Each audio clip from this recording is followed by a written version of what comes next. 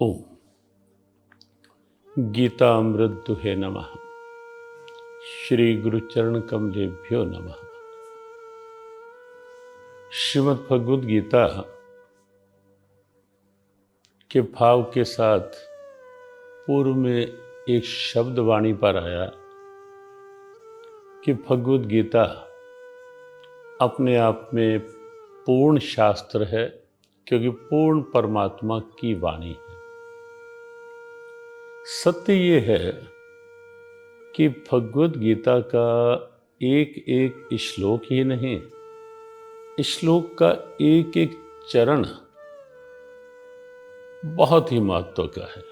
विचार करें और खुले उदार मन से यदि स्वीकार करें तो आपको लगेगा कि भगवद गीता के एक एक श्लोक के एक एक चरण और कहीं कहीं एक एक शब्द में कितने व्यापक अर्थ हैं, कितनी उदार प्रेरणाएं हैं, कितने अद्भुत अलौकिक भाव हैं। बात प्रारंभ हुई थी समत्वम योग उच्यते को लेकर।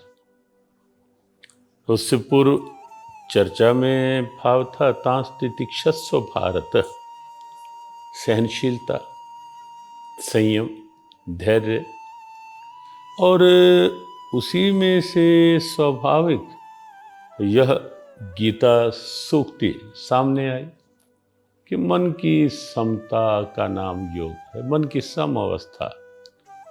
लेकिन इससे भाव के साथ यदि ये पूरा श्लोक देखें, दूसरे अध्याय का 48वां एक अद्भुत मंत्र है गीता जी का।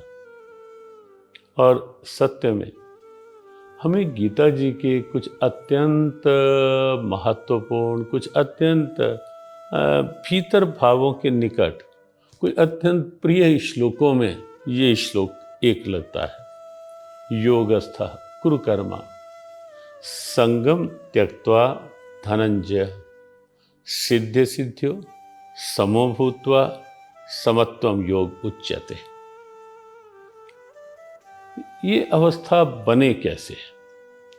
क्योंकि भगवद गीता केवल उपदेश का शास्त्र तो है नहीं, केवल संदेश दे दिया, उपदेश दे दिया, चर्चा कर दी, बस काम पूरा। ध्यान रखें, गीता ऐसा शास्त्र नहीं है।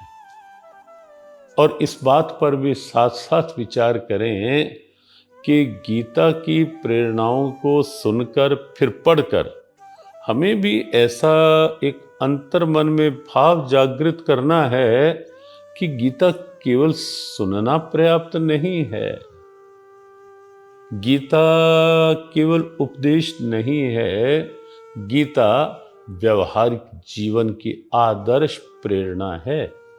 और इसीलिए यह कहकर ही गीता जी ने बात पूरी नहीं कर ली कि समत्वम योग उच्यते, मन की समता का नाम योग है। लेकिन मन की सम अवस्था, संतुलित अवस्था बने कैसे, उससे पूर्व ही इस श्लोक में भगवान गोविंद ने सीधे सीधे प्रेरणात्मक 3 भाव कह दिए। क्योंकि गीता जी के ये मंत्र जो हैं संस्कृत भाषा में अनुष्टुप छंद के अनुरूप 4-4 चरणों के साथ एक श्लोक पूरा होता है। और इस श्लोक के पूर्व के 3 चरण देखिए। योगस्था कुरु कर्माणि, कर्म कर, लेकिन कैसे? योग में स्थित होकर के। अब 2 शब्द हैं, एक शब्द है योग और एक शब्द है भोग।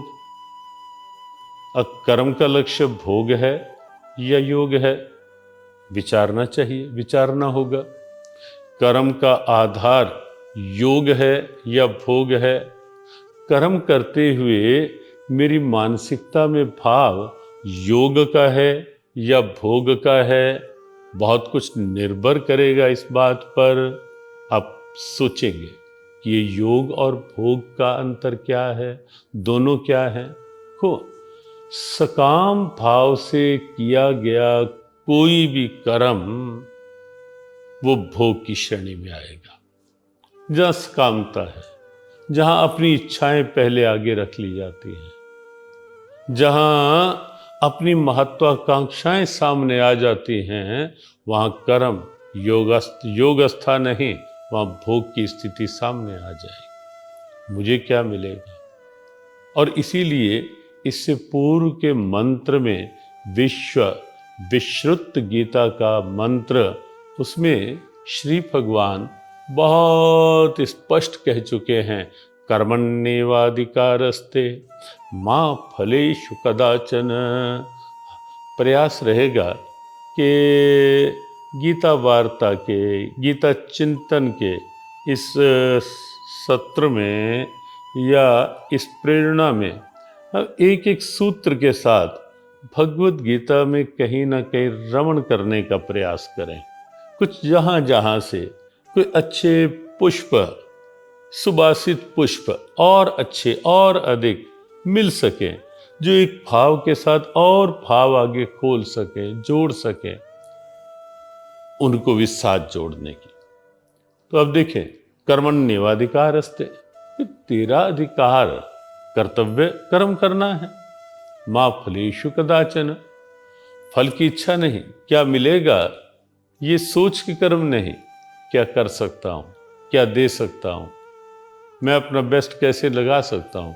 और आगे फिर इस मंत्र के पश्चात एक श्लोक और आएगा, जहाँ भगवान ने एक सूत्रात्मक प्रेरणा और दी है, योगः कर्मसु कौशलम। कर्मों में कुशलता ही योग है। और कर्मों में कुशलता क्या है? कर्म में अपना बेस्ट देने की भावना।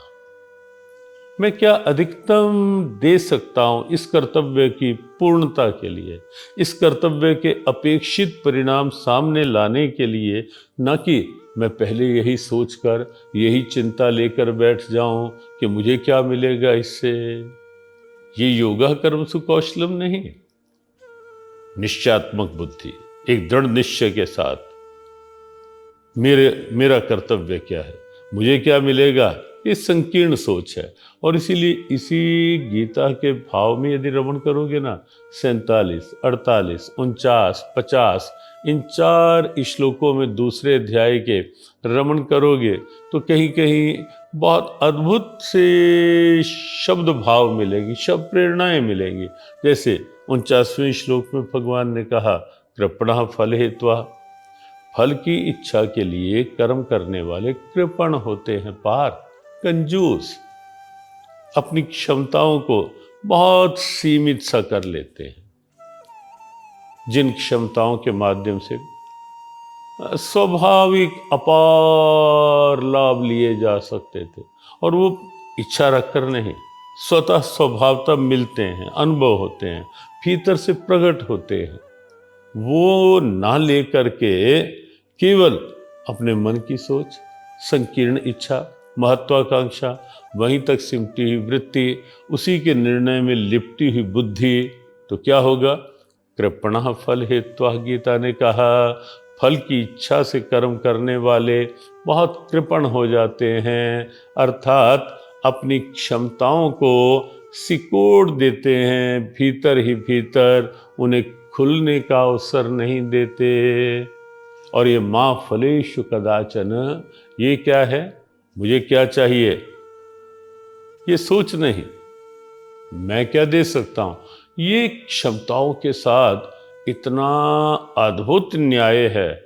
और जहां हम किसी कर्म के साथ हम न्याय करेंगे तो निश्चित है कर्म भी हमारे साथ न्याय करेगा।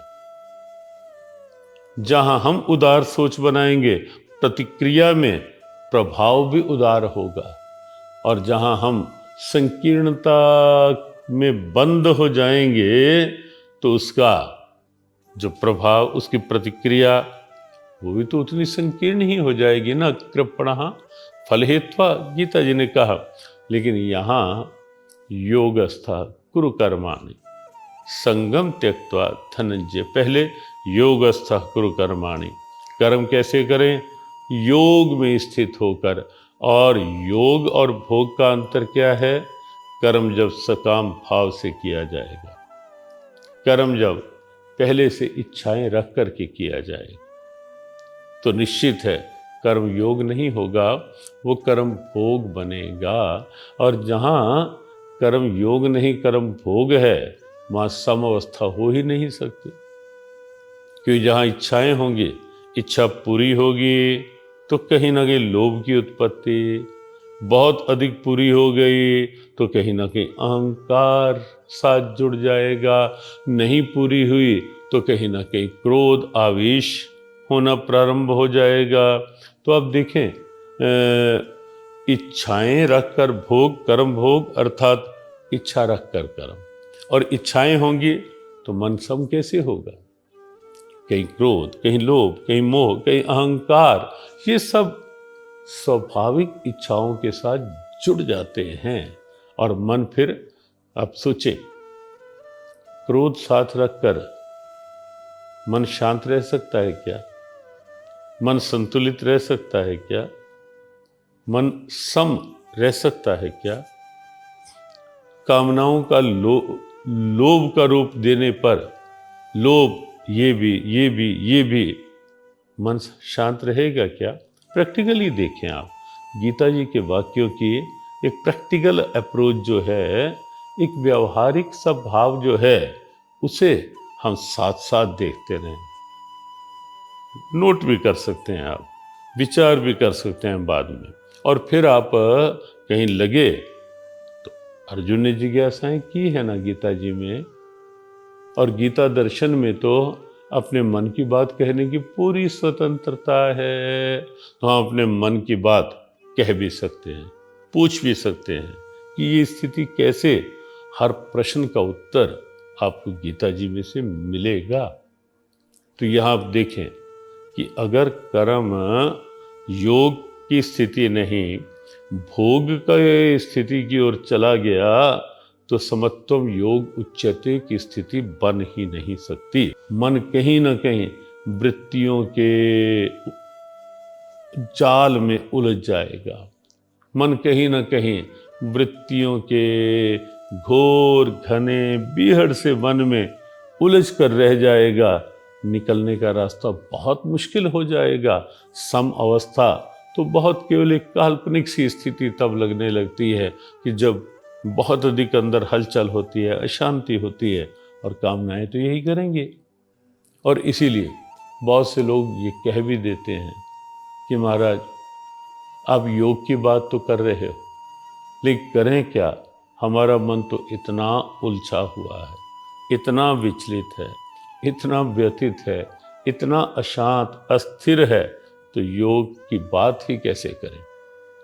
और आप ही क्या, अर्जुन ने भी तो 6 अध्याय में भगवान कृष्ण से यही अपने मन की बात कही थी, योऽयं योगस्त्वया प्रोक्तः साम्येन मधुसूदन एतस्याहं न पश्यामि चंचलत्वात् स्थितिं स्थिराम्। ये 6 अध्याय का 33वां श्लोक है। जब भगवान ने योग की बात कही, योग के तत्व की, महत्व की बात कही, तो अर्जुन ने कह दिया कि भगवान आप जिस योग की बात कर रहे हो, ये सुनने में बहुत अच्छा लग रहा है, लेकिन लगता तो नहीं ये समता के योग में मन स्थिर हो पाए। योऽयं योगस्त्वया प्रोक्ता, आपके द्वारा जो वर्णन है, साम्येन मधुसूदन, मन की समता का ये योग, एतस्याहं न पश्यामि, मैं नहीं देख पा रहा भगवन, चंचलत्वात् स्थितिं स्थिराम, कि मन चंचल है, इसकी स्थिति इस योग की स्थिति में एक रूप हो पाएगी, ये नहीं लगता कृष्ण। लेकिन क्यों नहीं लगता? अर्जुन जहां भी प्रश्न करेगा हमारे प्रतिनिधि के रूप में करेगा, और ये तभी नहीं लगता कि जब कर्म योग की स्थिति में नहीं किया जाता, भोग का लक्ष्य होता है। कामनाएं रखकर कर्म भोग बन जाता है। बहिर्मुखता, बाहर के आकर्षणों में ही आकर्षित हुआ मन जो कर्म करेगा वो कर्म योग नहीं होगा, कर्म भोग होगा। कर्म योग अंतर्मुखता लाता है, योग दृढ़ता लाता है, योग स्थिरता लाता है, योग निष्कामता लाता है, योग में लक्ष्य परमात्मा का हो जाता है, संसार का नहीं। और परमात्मा क्योंकि स्वयं निर्दोषम ही समम ब्रह्म, परमात्मा स्वयं सम और निर्दोष सत्ता है, इसलिए जब लक्ष्य परमात्मा होगा, हर कर्म के साथ जुड़ा हुआ परमात्मा होगा, ईश्वर होगा, हर कर्म की प्रेरणा के रूप में मन की स्वीकार्यता में ईश्वर होगा, तो निश्चित रूप से मन समत्वम योग उच्चते की अवस्था बना लेगा, पा लेगा।